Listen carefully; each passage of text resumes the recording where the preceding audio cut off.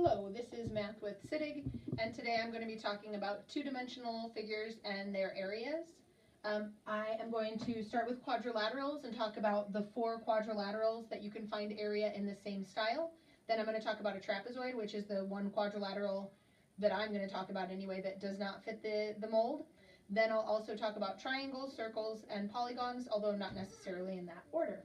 All right, so let's go ahead and let's start with quadrilaterals. So a quadrilateral is a 4-sided figure.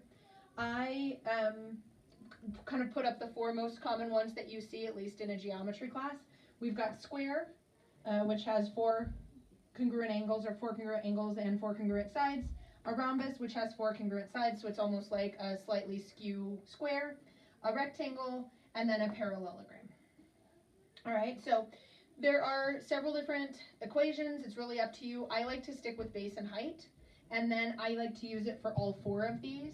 So the idea is, instead of having to memorize a bunch of different equations, or memorize length and width, or memorize the side equation for area for a square, I just think of each of these as, even though there are 4 different quadrilaterals, they really all are found by base and height.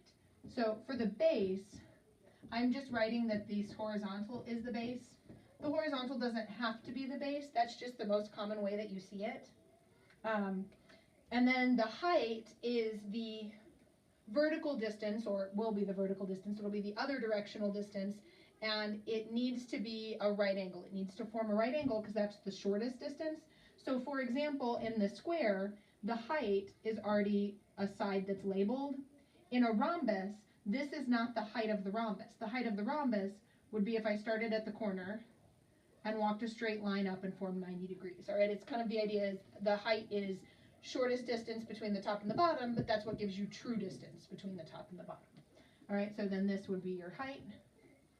Okay, in a rectangle, because it forms 90-degree angles, once again, the side is the height. And then in the parallelogram, you have to draw the height. I didn't draw it on the rhombus, but with the height, it can be within the shape, or it can be outside of the shape. All right, so if you continue the lines, you can form those 90s. All right, so either any of those 4 is the height, because it tells you really how far apart the bases are. And this is really nice because the area for each one of these is just base times height. Okay, for square, there is a formula out there that's side squared, so this would be a side and then side times side. That's the same as base and height. So to me, it seems silly to memorize a formula for square if you don't already know it, when you can just realize that it's base and height just like the rest of these shapes. So let's say, for example, we have this rectangle. Its base is 12, its height is 6.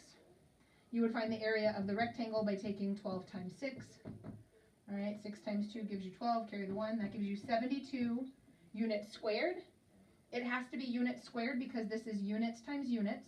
Or you can also think of it as, because it's 2-dimensional, it fills a 2-dimensional space. And so it's always to the second power, which indicates the second dimension. There was something else I wanted to say about it, but I do not remember. Oh, I know.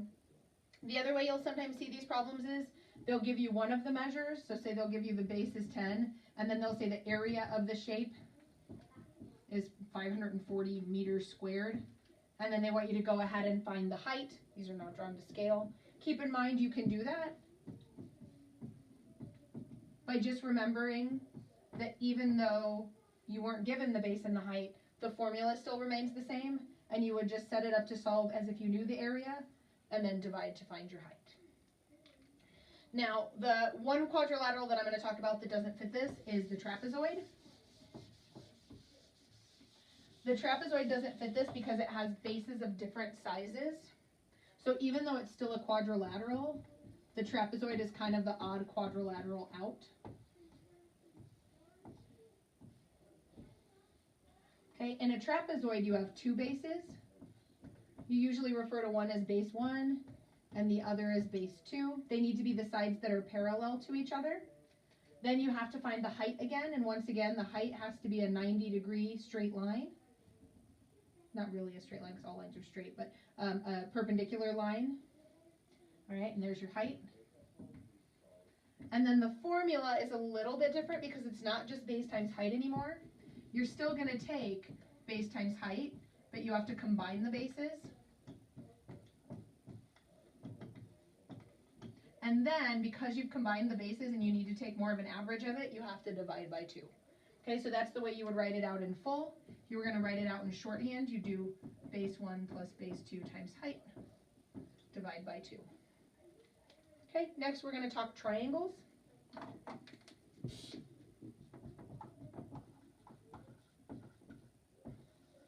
Okay, I'm going to draw a couple of different triangles because we need to talk about the idea of what the height looks like. Okay, so in a triangle, you're still going to have that very similar idea of base. Notice that I'm still calling my base my horizontal piece. You certainly don't have to. All right, the base just needs to be one of the sides, especially of a triangle. But the height very specifically has to go from the opposite vertex and form a 90 to the base.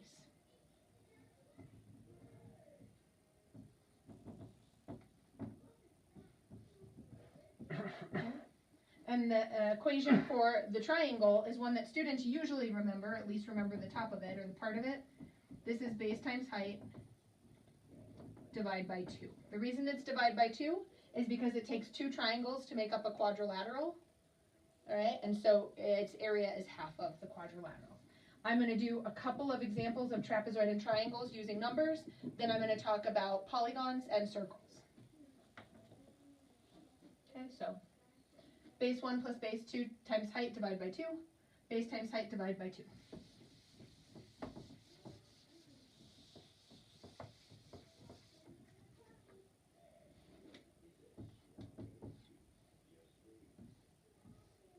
There are problems where this gets more complicated and where you'll have to use something like trig or Pythagorean's theorem to find missing pieces.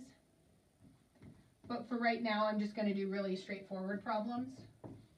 Okay, where I would move to next in a class with this is I'd move into composite figures, where what you're looking at, because this really isn't like pure high school math, this is really more like late elementary, middle school math.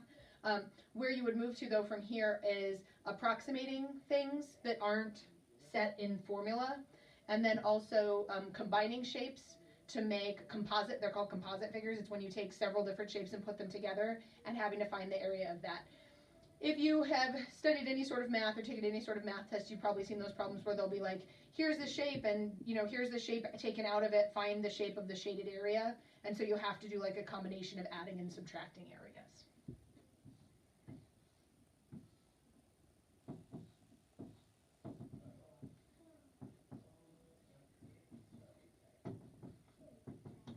All right, so the formula for a triangle is base times height, divide by 2. My base is 6. My height is 8. I know that that's my height because it's the part that gives me how tall the triangle is. So I get 6 meters times 8 meters divided by 2. 6 times 8 is 48, so I get 48 meters squared, divide by 2, which gives us 24 meters squared. For the trapezoid, the equation is the sum of the bases, so base 1 plus base 2 times the height divided by 2. Okay? It doesn't matter which one you call base 1 and which one you call base 2, as long as you label them both as bases. They have to be the ones that are parallel to each other. All right, this then is my height. So I'm going to get the sum of the bases.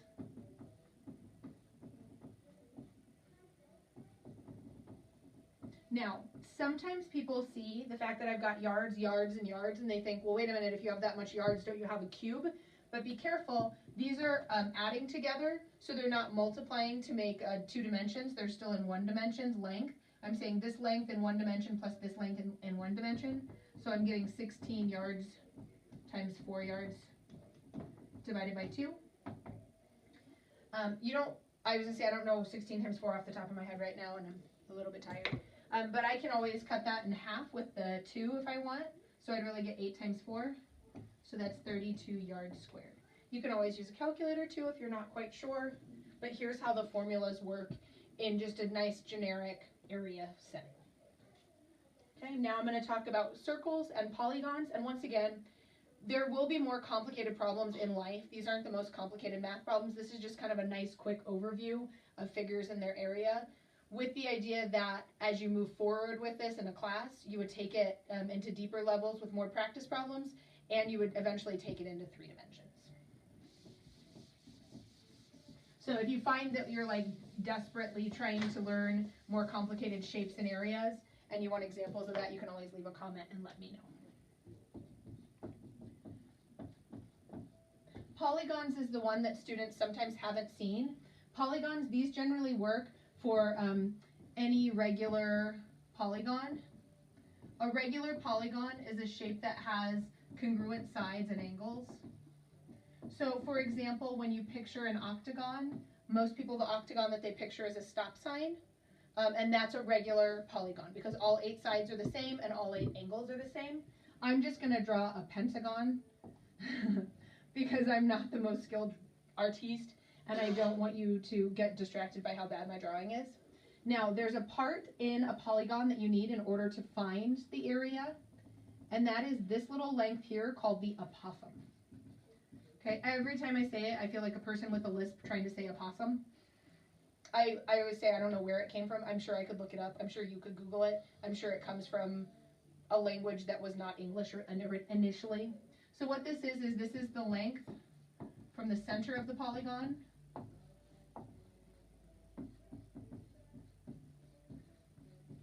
to the center of one of the edges. And note, it forms those perpendicular lines. So that gives us a distance. They call this a lowercase a for apophthegm. The other thing that you'll need for this is the perimeter of the shape. And the perimeter is the sum of all the sides, because it's the length around the whole shape. So the equation is apophthegm times perimeter divided by 2. It's a lowercase a and a capital P, or sometimes if you're old school, they'll say 1/2 apophthegm times perimeter. I found as a teacher, most of the time I teach it this way because for some reason this scares people less than the fraction does, even though this is still a fraction, but the idea of dividing by 2 is less scary than timesing by 1/2, even though they mean the same thing. So let's take this picture. So say I have this lovely, lovely pentagon. We're pretending that it's regular, meaning all sides are the same. Say I've got an apophthegm of 5, and I've got a side length of 8. All right, the first thing that you have to do is you have to find that perimeter, and the perimeter is going to be all the sides added together. You don't have to add all the sides. You can take the number of sides and multiply, so it's up to your thinking. I've got 1, 2, 3, 4, 5 sides because it's a pentagon, so I can think of it as 8 plus itself 5 times, or I can think of it as 8 times 5, whichever. All right, that gives me, and now be careful, just because I'm multiplying here, I'm just multiplying 8 times itself because I have 5 of them. This is still one-dimensional because it's length. So what I have here is I have 40 units for my perimeter. Now what I'll do is I'll take that 40 units of my perimeter, and I'll multiply it times the height of my apophthegm, and that's 5 units, and then I'll divide that by 2. 5 times 40 is 200. Half of 200 is 100 units squared. Okay, there are definitely more complicated polygon problems because there are times where they'll have you find the apophthegm, and you might have to use Pythagorean, you might have to use trig. Okay, that's something where if you have problems like that and you want to see examples, once again, you can let me know in the comments. Okay, now I'm going to talk about circles. Weirdly enough, when I taught circles this last time, it was the one that I think people were most unsure about.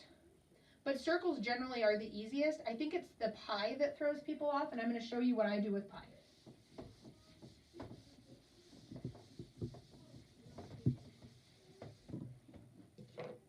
All right.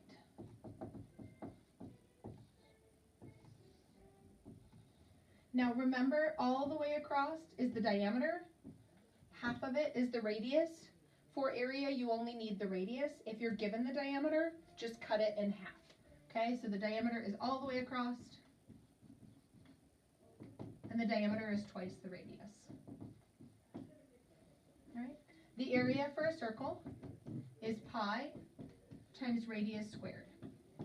For me, personally, as a teacher, I do not require students to multiply through by pi unless we're using it in a real-life scenario or you're taking some sort of standardized test that requires it. because when you leave pi, your answer is more precise. As soon as you multiply by 3.14, you have now rounded your problem and it's no longer precise.